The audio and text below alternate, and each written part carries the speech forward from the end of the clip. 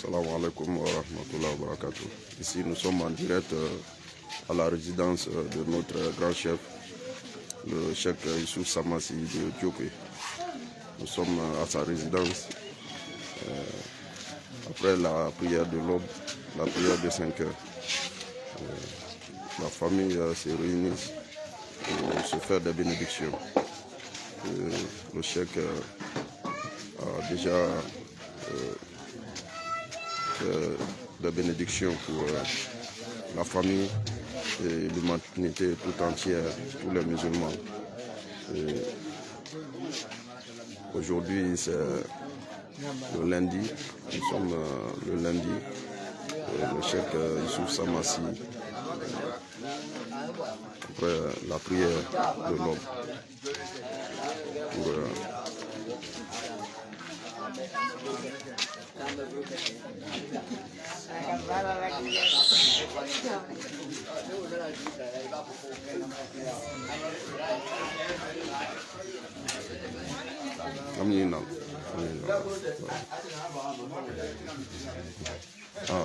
salam alaikum. Voilà. Donc la prière est déjà finie. C'était pour la prière de l'aube et par la grâce d'Allah, notre grand cheikh, l'érudit cheikh Youssouf Samassi, vient de faire la bénédiction. Nous sommes à la résidence de notre grand cheikh. Juste quelques mots pour apprécier les bénédictions, les efforts que les grands cheikhs sont en train de faire pour l'humanité. Il y a quelques jours, moi, le chargé de communication du cheikh Oumar Farouk Koné, je suis à la résidence de notre grand érudit, le cheikh Youssouf Samassi. Étant le fils de ce grand homme, aujourd'hui, nous sommes très fiers des œuvres, très fiers de l'effort qu'ils sont en train de faire pour nous, les musulmans, et même les non-musulmans à travers le monde entier. Salam alaikum wa rahmatullahi wa barakatuh. Vraiment, on est content. Ouais. On attend le grand cheikh. Non. Parce que son ami même prié pour que la rentrée soit facile. Non. On l'attend. Ouais. Tout le monde l'attend. Ouais. Le nom de Djoko l'attend. Ouais. La famille l'attend. Ouais. Vraiment, vous êtes rentrés chez vous. Ouais. Quand on donne un peu afana et brali. Tiens. Donc, on a sur un abonné. Non. Vraiment, nous sommes ça là boya. Non. Vraiment, il faut y aller. Ouais. Il faut y chercher. Non. Vraiment, nous sommes heureux. Non. Merci beaucoup. Ouais. Ça dit, bon, comme le cheikh est un peu occupé, sinon je voulais juste qu'il va dire 2 mots, parce que nous sommes en direct. Voilà, il fait des bénédictions pour tous les musulmans. Voilà.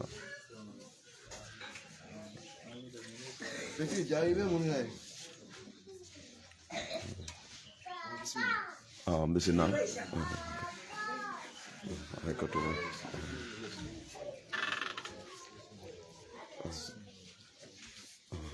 Cheikh yaketo yaketo jafamba. Salamu alaikum wa rahmatullahi wa barakatuh. Wa alaikum salam wa rahmatullahi wa barakatuh. Cheikhu ka alafo ka ala ko ɲuman masaba mina diɲɛ ka alu dinuma ka alu kɛ n'u ta harijɛ ala mo ɲuman ɲala ka sansi di e ma ko ele sa ki ma do wiya wa ala tano le donc nous le so ala tano ma parce que ala na o hɛrɛ ba ka nous le donc moi ɲina il fait somo damena an de fɛ ki déranger mais moi ɲina il fait somo damena ka duwawu daɲa fila kɛ silamaw ɲɛ ka duwawu daɲa fila kɛ dunuya ye ala hɛrɛ do duniya kɔnɔ fitana min ye duniya kɔnɔ ala o dansiya nin ka mo ye somo damena mo na kana i déranger a kɔrɔlen ni ɲanga bila iya ka jafa ma ala ni cɛla kɔsɔn bi fadila allahumma salli ala muhammadi wa ala ali muhammadi wa sallimu.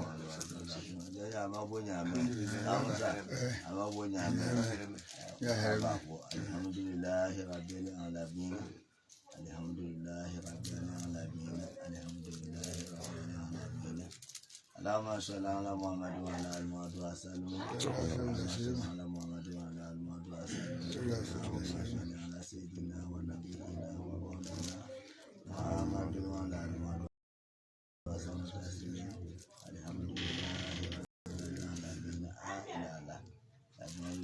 ni kibekala ya John lu kula ni kibekala ya John lu kula ni kibekala ya John lu kula ni kibekala dala na masa chako kabekala ka sola tu so alala kadila alama ka hena se sola tu joma isla nyota no bale ala kani Muhammadu kala kotuko Allah kotuko isa horomata jonali subhanallah ya jonya mi ngai mami dala kana shamanu kana mumuni bema jonya horomata jonali horomali horoma manyina mo horoma mo bali tamala horoma mo ko dala masache bebe dalila kama sache hene ba dali masane sa adaka duda meme tamache tamamusu tamala mosite meme che musu adibatili tamala mositolo dala lelo obeko ala amasache bebe dalila anani kala duka bombe kamba tamako ala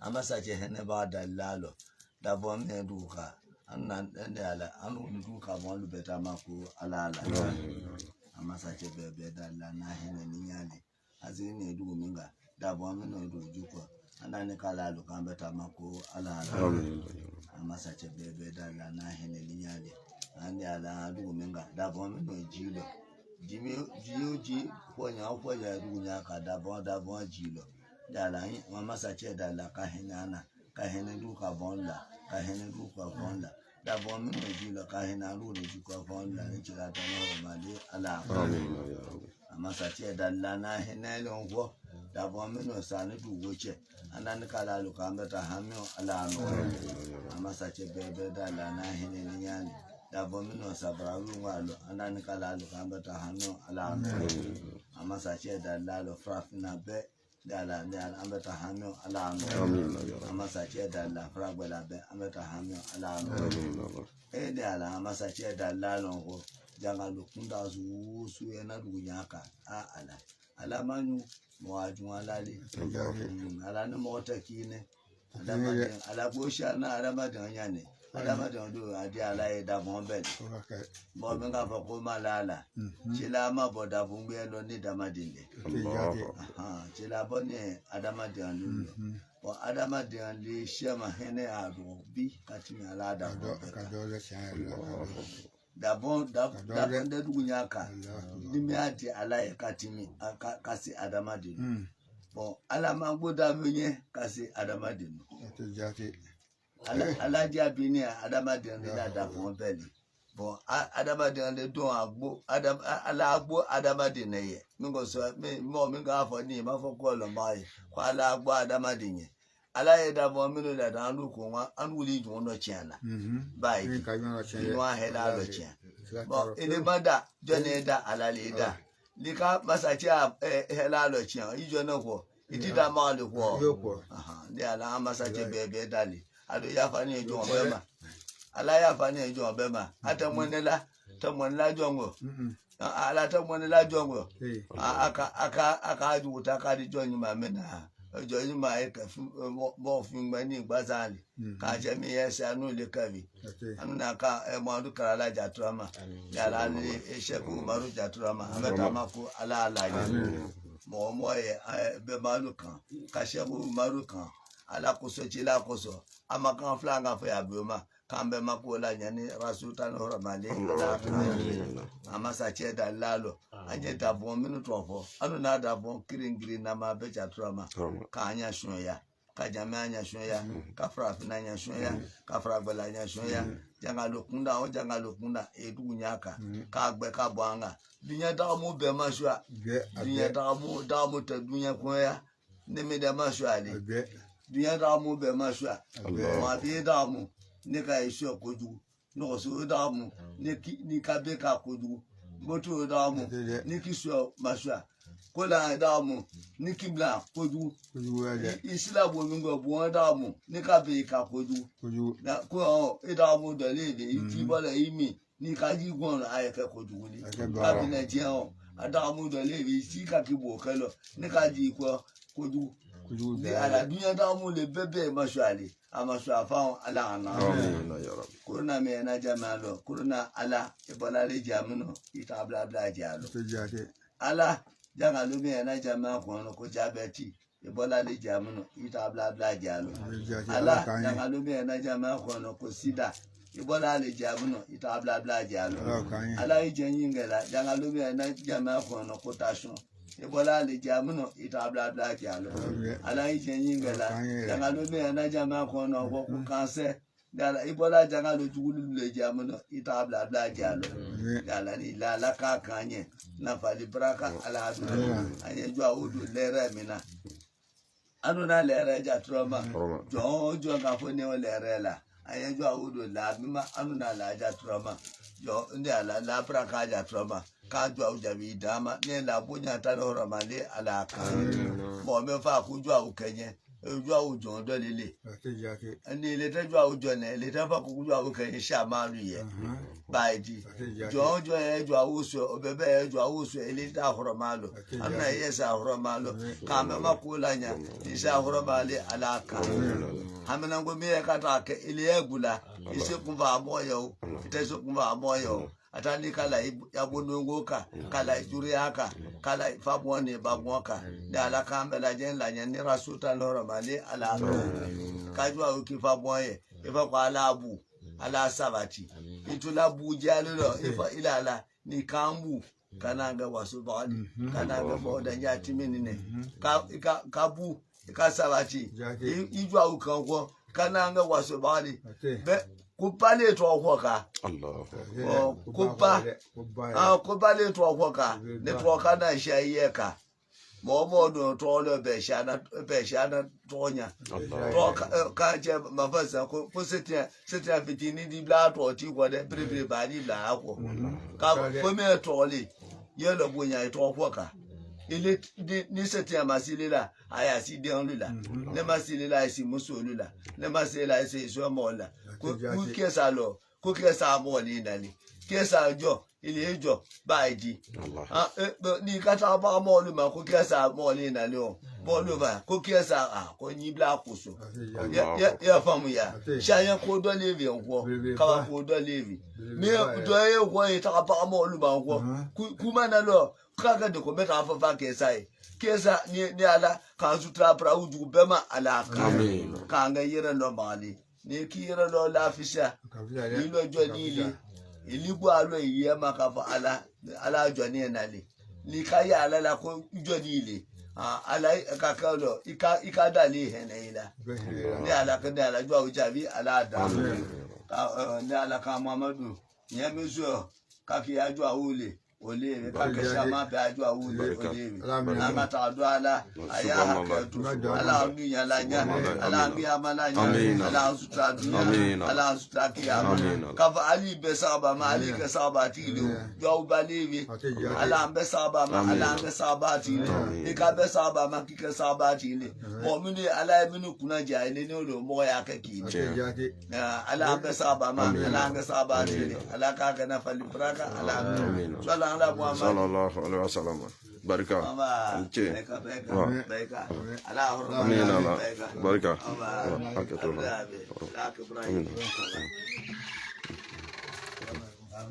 akato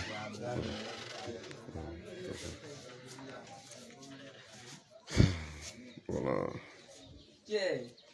Salam alaikum wa rahmatullahi wa barakatuh. C'était l'intervention de notre grand cheikh, le grand érudit Cheikh Youssouf Samassi, un ami intime de notre grand cheikh, Cheikh Oumar Farouk Koné.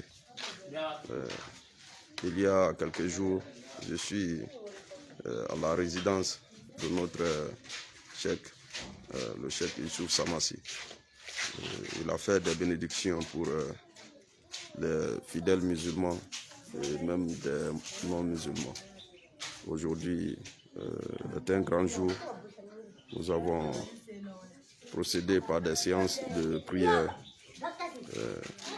d'invocation de Dieu à la mosquée, la grande mosquée Samassi de Diokwe.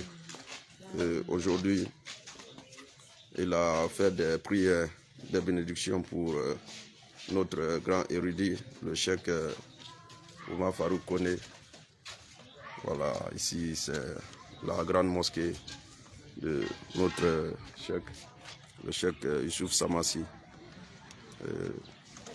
sa famille. Donc, notre salam fraternel à tous les membres de l'association Tawhidine. Un salam fraternel également à tous les musulmans du monde entier.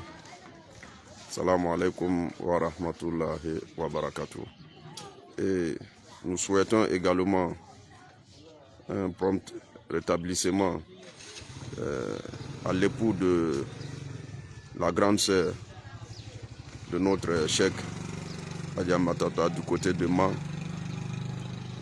Son mari souffre un peu et nous demandons bénédiction à tous les musulmans pour qu'Allah, dans sa grandeur, dans son omnipotence, lui donne une très bonne santé, qu'Allah lui couvre de sa grâce. Salam alaikum wa rahmatullahi wa barakatuh.